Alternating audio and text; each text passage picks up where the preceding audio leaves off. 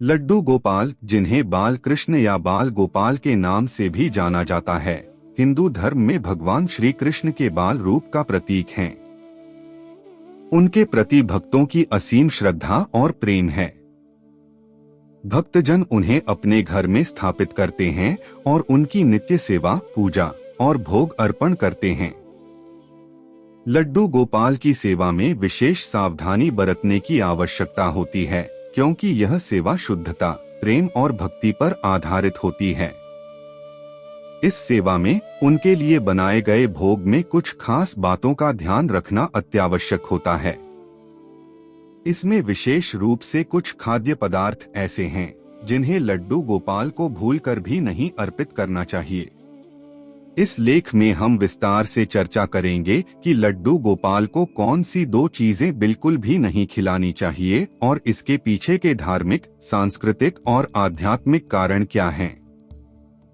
लड्डू गोपाल की पूजा का महत्व जानने से पहले आपसे रिक्वेस्ट है कि आप हमारे चैनल को सब्सक्राइब नहीं किया है तो चैनल को सब्सक्राइब अवश्य करें और वीडियो को लाइक और शेयर जरूर करें। और हाँ दोस्तों, प्यारा सा कमेंट करना ना भूलें। तो चलिए दोस्तों जानते हैं।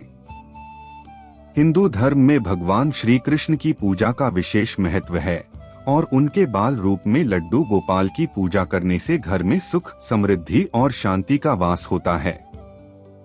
लड्डू गोपाल की पूजा करना एक साधना की तरह माना जाता है, जिसमें शुद्धता, नियमितता और पवित्रता का ध्यान रखना आवश्यक है। भक्तजन लड्डू गोपाल को नित्य भोग अर्पित करते हैं, जिसमें मिठाइयाँ, फल, दही और अन्य सात्विक पदार्थ शामिल होते हैं। भोग अर्पित करना पूजा का एक अभिन्न हिस्सा है और इसमें सही पदार्थों का चयन करना अत्यंत महत्वपूर्ण होता है। कुछ चीजें लड्डू गोपाल को अर्पित करना धार्मिक दृष्टि से वर्जित माना गया है। ये चीजें न केवल शास्त्रों के अनुसार अनुचित हैं, बल्कि इनका अर्पण करने से पूजा का प्रभाव भी कम हो सकता है। क्यों कुछ चीजें अर्पित नहीं करनी चाहिए? हर देवता की पूजा में उनकी प्रकृति, गुण और प्रतीकात्मकता के आधार पर भोग चुना जाता है। लड्डू गोपाल को शुद्ध, सात्विक और ताजे खाद्य पदार्थ ही अर्पित किए जाते हैं। कुछ खाद्य पदार्थ उनके लिए वर्जित माने जाते हैं, क्योंकि ये उनकी शुद्धता, प्रतीकात्मकता और पूजा की पवित्रता के विपरीत होते हैं। 1. तुलसी के बिना दूध। दूध भगवान श्री कृष्ण को अत्यंत प्रिय है और इसे भोग में प्रमुखता से शामिल किया जाता है। लेकिन शास्त्रों के अनुसार भगवान श्री कृष्ण को कभी भी बिना तुलसी के पत्ते के दूध अर्पित नहीं करना चाहिए। तुलसी को भगवान विष्णु और श्री कृष्ण का प्रतीक माना जाता है और इसे धार्मिक ग्रंथों में अत्यधिक पवित्र और शुद्ध माना गया है। धार्मिक दृष्टिकोण से भगवान श्री कृष्ण को दूध अर्पित करते समय तुलसी के पत्ते का होना आवश्यक माना जाता है। तुलसी को हिंदू धर्म में अत्यंत पवित्र और महत्वपूर्ण माना जाता है, विशेष रूप से भगवान विष्णु और श्री कृष्ण की पूजा में। तुलसी का पत्ता भगवान को अर्पित किए जाने वाले दूध को शुद्धता और सकारात्मकता प्रदान करता है। बिना तुलसी के दूध अर्पित करना धार्मिक मान्यताओं के अनुसार अपूर्ण माना जाता है और यह पूजा की प्रभावशीलता को कम कर सकता है। इस प्रकार तुलसी के साथ दूध अर्पित करना पूजा की पूर्णता और भगवान की कृपा प्राप्त करने के लिए आवश्यक है। धार्मिक दृष्टिकोण जानने से पहले आपसे रिक्वेस्ट है कि आप हमारे चैनल को सब्सक्राइब नहीं किया है तो चैनल को सब्सक्राइब अवश्य करें और वीडियो को लाइक और शेयर जरूर करें। और हाँ दोस्तों, प्यारा सा कमेंट करना ना भूलें। तो चलिए दोस्तों जानते हैं। तुलसी को विष्णु प्रिया कहा जाता है और भगवान श्री कृष्ण का बाल रूप भी विष्णु का ही अवतार माना जाता है। इसलिए बिना तुलसी के दूध अर्पित करना भगवान की पूजा के नियमों का उल्लंघन है। जब आप भगवान को दूध अर्पित करते हैं तो उसमें तुलसी का पत्ता अवश्य डालना चाहिए। तुलसी के बिना अर्पित किया गया दूध अपूर्ण माना जाता है और यह पूजा के नियमों के विरुद्ध होता है। धार्मिक दृष्टिकोण से भोजन की शुद्धता और सात्विकता पूजा की सफलता और प्रभावशीलता के लिए महत्वपूर्ण है। धार्मिक ग्रंथों में उल्लेख है कि भगवान को केवल ताजे, शुद्ध और सात्विक भोजन अर्पित करना चाहिए। तामसिक भोजन जैसे मांस, प्याज और लहसुन पूजा की पवित्रता को कम कर सकते हैं और नकारात्मक ऊर्जा उत्पन्न कर सकते हैं। शास्त्रों में बताया गया है कि भगवान को अर्पित किए जाने वाले भोग में शुद्धता, प्रेम और श्रद्धा का समावेश होना चाहिए। इन मान्यताओं का पालन करके भक्त धार्मिक आचार प्रचार और भगवान की कृपा प्राप्त कर सकते हैं। आध्यात्मिक दृष्टिकोण। तुलसी के पत्ते को न केवल धार्मिक दृष्टि से बल्कि स्वास्थ्य की दृष्टि से भी अत्यधिक महत्व दिया गया है। माना जाता है कि तुलसी में सकारात्मक ऊर्जा होती है जो भोग को पवित्र और आध्यात्मिक रूप से शक्तिशाली बनाती है। जब आप तुलसी के बिना दूध अर्पित करते हैं तो यह सकारात्मक ऊर्जा का अभाव दर्शाता है और इसका प्रभाव पूजा की सफलता पर पड़ सकता है। आध्यात्मिक दृष्टिकोण से भोजन का प्रभाव मन की स्थिति और आत्मा की उन्नति पर सीधा होता है। सात्विक भोजन, जो शुद्ध और ताजे पदार्थों से बना होता है, मानसिक शांति, स्पष्टता और ध्यान केंद्रित करने में मदद करता है। इसके विपरीत तामसिक भोजन जैसे मांस और मसालेदार पदार्थ नकारात्मक ऊर्जा, क्रोध और अशांति को बढ़ावा देते हैं। इस प्रकार का भोजन आध्यात्मिक साधना में बाधा उत्पन्न करता है और आत्मिक विकास को प्रभावित करता है। इसलिए आध्यात्मिक उन्नति के लिए शुद्धता और सात्विकता का पालन करना महत्वपूर्ण है। 2. मांसाहारी या तामसिक भोजन। लड्डू गोपाल को कभी भी मांसाहारी या तामसिक भोजन अर्पित नहीं करना चाहिए। इसमें मांस, मछली, अंडा, लहसुन, प्याज और अन्य तामसिक पदार्थ शामिल होते हैं। यह न केवल धार्मिक दृष्टि से अनुचित है बल्कि यह पूजा की पवित्रता और शुद्धता को भी नष्ट करता है। मांसाहारी या तामसिक भोजन जैसे मांस, मछली, अंडा, लहसुन और प्याज को धार्मिक शास्त्रों में देवताओं के लिए वर्जित माना गया है। यह भोजन तामसिक प्रवृत्ति का होता है जो मन में नकारात्मकता, क्रोध और आलस्य को बढ़ावा देता है। तामसिक भोजन से मानसिक अशांति होती है और यह ध्यान एवं भक्ति में बाधा उत्पन्न करता है। मांसाहारी भोजन में हिंसा और नकारात्मक ऊर्जा समाहित होती है जो पूजा की पवित्रता और शुद्धता को नष्ट करती है। इसलिए लड्डू गोपाल जैसे देवताओं को केवल सात्विक, शुद्ध और पवित्र भोजन ही अर्पित करना चाहिए जिससे सकारात्मक ऊर्जा और आध्यात्मिक शांति प्राप्त हो।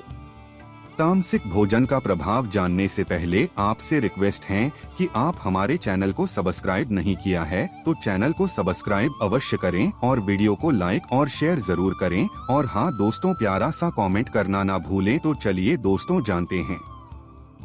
तामसिक भोजन जैसे मांस, लहसुन, प्याज आदि मनुष्य की इंद्रियों को उत्तेजित करते हैं और मानसिक अशांति पैदा करते हैं। पूजा का उद्देश्य मन को शांत और एकाग्र करना होता है ताकि भगवान की कृपा प्राप्त की जा सके। लेकिन तामसिक भोजन अर्पित करने से यह उद्देश्य पूरा नहीं होता क्योंकि यह नकारात्मक ऊर्जा को आकर्षित करता है और पूजा की प्रभावशीलता को कम करता है।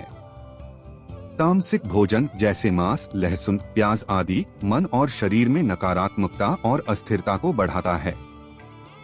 यह भोजन क्रोध, आलस्य और अशांति उत्पन्न करता है जिससे मानसिक और शारीरिक संतुलन बिगड़ सकता है।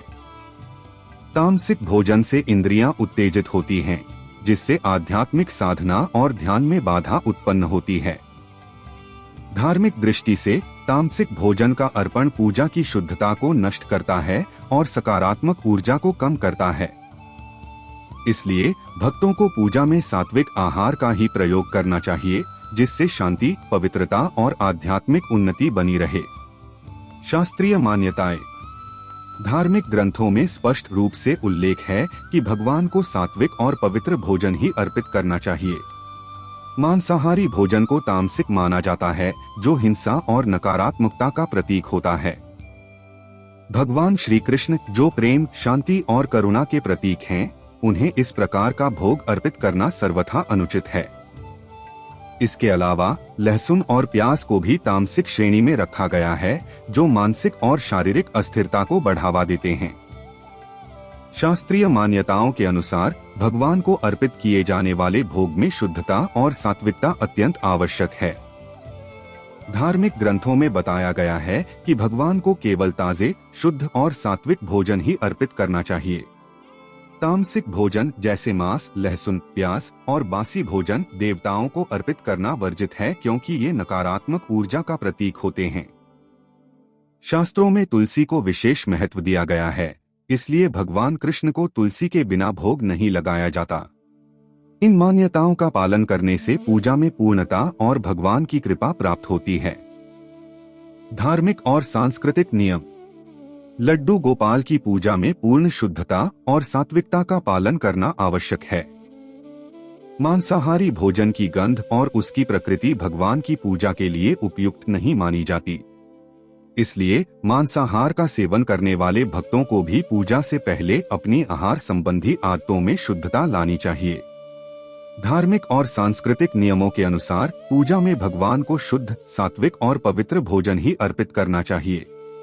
लड्डू गोपाल जैसे देवताओं को तामसिक मांस, लहसुन, प्याज और बासी भोजन अर्पित करना वर्जित माना गया है।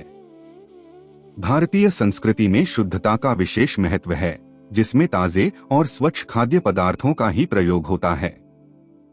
इसके साथ ही भोग में तुलसी का उपयोग आवश्यक है।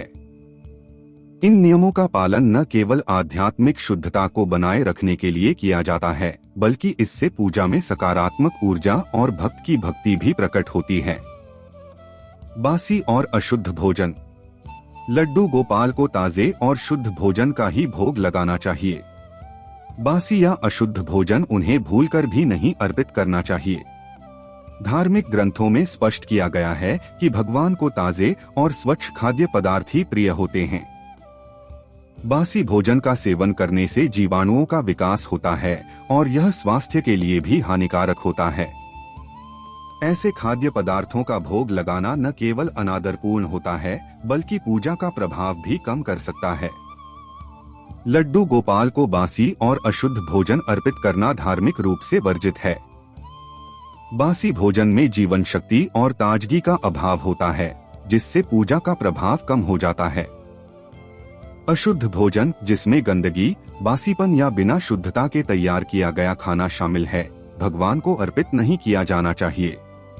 धार्मिक मान्यताओं के अनुसार भगवान को केवल ताजा, शुद्ध और सात्विक भोजन ही प्रिय है।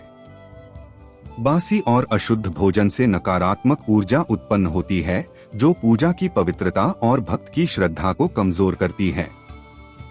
4. अधिक मसालेदार और तैलीय भोजन।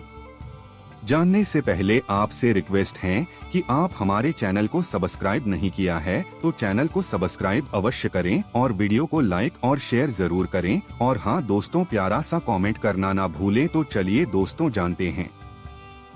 अधिक मसालेदार और तैलीय भोजन को लड्डू गोपाल को अर्पित करना धार्मिक दृष्टि से अनुचित माना जाता है। ऐसे भोजन को सात्विकता के विपरीत और तामसिक प्रवृत्ति का माना गया है।